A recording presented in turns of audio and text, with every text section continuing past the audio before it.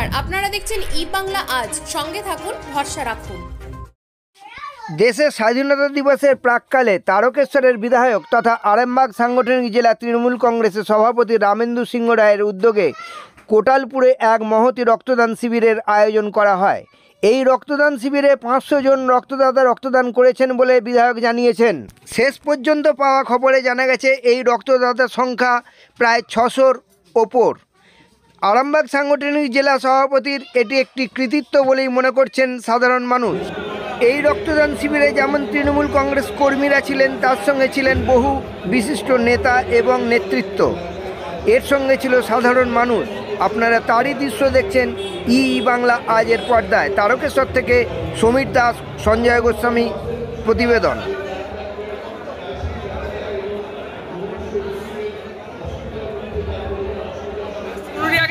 রক্তদান শিবির করছে, কি বলবেন? দেখুন, এটা 1998 সাল থেকে আমরা করে আসছি। আজকে আমি জেলার প্রেসিডেন্ট, আরামবাগ সাংগঠনিক জেলার এবং তারকেশ্বরের বিধায়ক। স্বাধীনতা আমাদের রক্তে, বহু বিপ্লবীর রক্তে, 200 বছরের রক্তক্ষয়ী সংগ্রামের পর ভারতবর্ষের স্বাধীনতা এসেছে।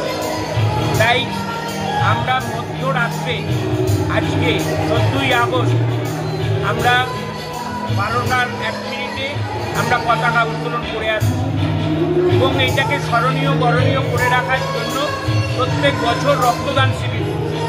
আজকেও আমাদের 500 রক্তদাতা এখানে রক্ত দেবে। আপনারা দেখছেন ক্যাম্পে কীভাবে ভিড় আছে।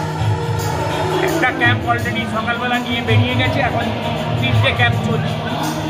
তার রক্ত হচ্ছে এখন আমাদের মুমূর্ষ প্রাণকে বাঁচিয়ে তোলার জন্য। দীর্ঘ 3 মাস ধরে আমাদের লোকসভা নির্বাচন হয়েছে, সেই সময়টা কোনো ক্যাম্প করা যায়নি। তাই পর্যায়ক্রমে আমাদের বিভিন্ন জায়গায় ক্যাম্প হচ্ছে। আর এই 14ই আগস্ট এটা অনেক আগে থেকেই আমরা করি, 1998 সাল থেকে। তাই আজকের এই আয়োজন এবং তার সাথে সাথে কর্মীদের উপস্থিতি, সাংস্কৃতিক অনুষ্ঠান, এগুলোও চলছে। এখন পর্যন্ত কতজন রক্তদাতা রক্তদান করেছে? আমার প্রথম নিয়ে গেছে একটা টিম 75টা, তারপর এই 3টে ক্যাম্পে এ পর্যন্ত হয়েছে 225। তার মানে আমার প্রায় 300-র কাছে চলে গেছে।